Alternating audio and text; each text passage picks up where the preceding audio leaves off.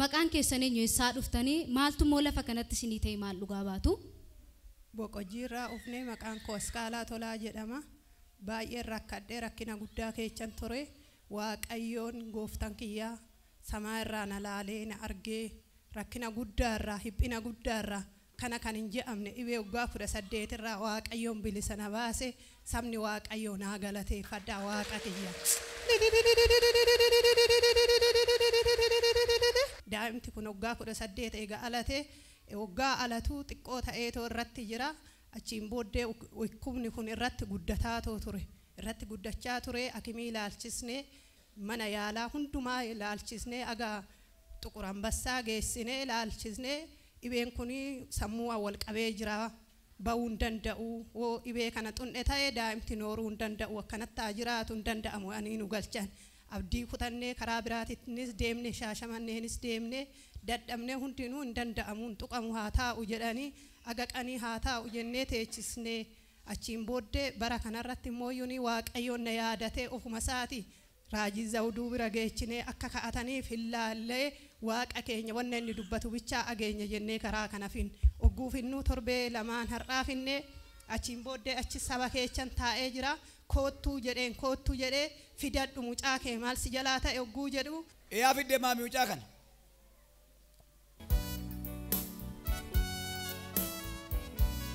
yo inna keessa afaan inna keessa akimi maal jette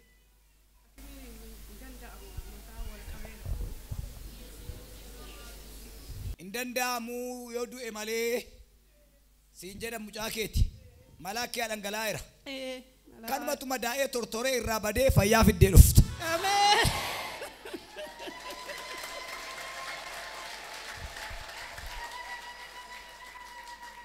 Mucaan kiyya na jalaa ukkubee dhibee guddaan waggaa 18 jedhee tanani itti agarsiisa kanatti agarsiisu yaa baay'ee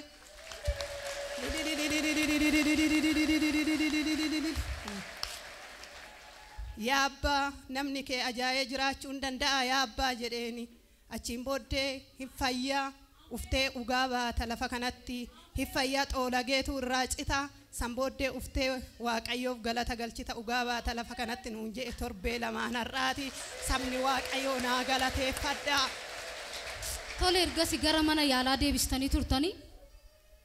Deebisnee turre eeyyen torban lamaan har'aa as finnee achiin booddee hiffayyaa citee irraa bada hiffayya dhugaa baatannaani san booddee obboleettii koo ishii kana wajjiniini deemnee mana yaalaa san deemnee geechine bakkuma hin danda'amu jedhama sanitti kan jedhamu geechinu hiffayyaa hin danda'amaa hin hojjetamaaf nuun jedhe nutoo dhugaa seene akkuma jirruun akkanumatti nuti hundinuu akkanumatti gadi ofii keenyaaf hin naane jechuudha wanna ageenyee hin beekne wanna ta'aan hin beekne wanta tokkooyyuu abdii kan irratti kutanne kan mala'u kan ajaa'isan bichaaf qoricha akka kennan jennee geessine malee akka kanatti hin hojjetama hin danda'ama jennee idoo hin yaadin geechine waan kiyya dubbatee gooftaa Yesuus waggaa 18 ittiin boquun kiyya cabee ittiin boo'ee ittiin maaqqaqee alli koo kunis akka ammajjatutti miti akkasitti gajje'ee mataan akkasitti hogguu deemu anis ol jedhee wanta waaqayyoo dubbachuu dadhabe wanta waaqayyoo haasa'uu dadhabe irree waaqa koo doon beeku harka waaqa koo doon beeku fayyisummaa waaqayyoo idoon beekuyyuu hinna qaanii kanaarran kan ta'e baay'ee tokko qaana'aa leeyya'aatii ture waaqayyoo mataa keenya ol qabee qanaa go'ee nu aabe harkisaa guddaadha. Alleluuyaa Yesuus gooftaadha. Waan ina fayyise sinaa fayyisu waan ina jiraachise sinaa jiraachisu alli koo naa fayyee saba waaqayyoo waaqa kana galateeffadhaa sirriitti itti amanaa itti maxxanaa. Waaqayyoo isaa dhukkuba waggaa 18 nama hiiku kanaaf mee ammayyuu irra deebi'ee waaqayyoon galateeffadhaa ganama kana sinirraayyuu ba'anii bu'amee irra deebi'aa gooftaa kana galateeffadhaa baga waaqayyoo sin gargaare. የእግዚአብሔር ስም የተባረከ ይሁን። ኢየሱስ ጌታ ነው። የዛሬ 15 ቀን የመጣ ነው እንደዚህ አይደለም። እናት ነች የእናት ነገር ታውቃላችሁ።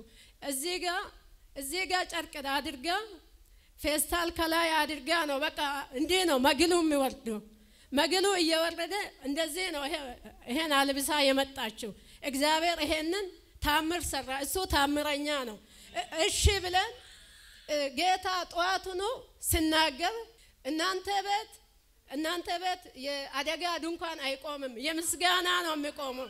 እግዚአብሔር ጣልቃ ይገባል እያለ ይናገር ነበረ። ለኛ ነው እያልኩኝ ወስድ ነበረ።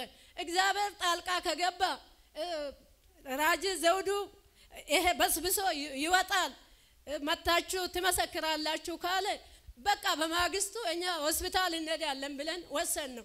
አይቻልም ተብሎ ነበረ፣ አይሆንም ተብሎ ነበረ። ከዛ ወስደ ስንሄድ ዶክተሩ ይቻላል ስል እሺ ያሉ ሁሉም በቃ አስተኛን። ተቻለ። በእግዚአብሔር ሁሉም ይቻላል። በእግዚአብሔር ሁሉም ይቻላል። ባክም እኛ ድሮም ሄደናል። ራጂ ዘውዱ ጋር ሄደን ምናገረንን ይሄ ሰው በዚህ ሰው ብዙ በቃ የኛ ህይወት ተቀየረ። የኔ ወንድም 2009 ወድቆ ጀነራል አስተኝቼ ነበር። እዚህ መስክሬ ነበር። እዚህ ያላችሁ ወይ ሰምታችሁ ይሆናል። ከዛ አይቻልም ውሰዱና በምታቁ ቋንቋ እግዚአብሔር ለምኑ እንጂ አይቻልም ብሎ ነበር። ከዛ ራጂ ዘውዱ ጋር መጣን። እዚህ ቸርች እንደዚህ ነበር የተቀመጥነው። ወንድም መተን 3 ሰው ሆናችሁ ተማክራችኋል። ይሞታል አይቻልም ተብለዋል። ይሄ የመኖር ደብዳቤ ነው ብሎ ወረቀት ከመጽሐፍ ቅዱስ ውስጥ አውጥቶ ጣል አድርጎ ልቡ ላይ አድርጉ የመኖር ደብዳቤ አለ። የመኖር ደብዳቤ ተሰጠን። ከዚህ በፊትም በዚህ በወንድሜ ጸጋ እውነት የኛ ቤት በቃ ተቃና። የወደቀ ቤት ተቃና። ግን የስድስት ልጆች አባት ነው። ልጆቹ ትንሽ ነው።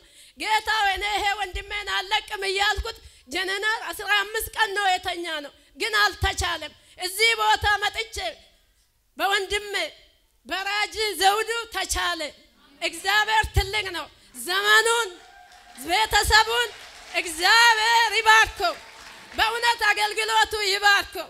የሰው እኮ ብዙ ዱጋ ዱበቹዳፍ ባዬ ነማ ሶዳቺሳ ዋንቲ ሞርማ ሙጫ ከናት ረቱሬ ትልቅ ነው። ተሸክሞ ነው የሚሄደው።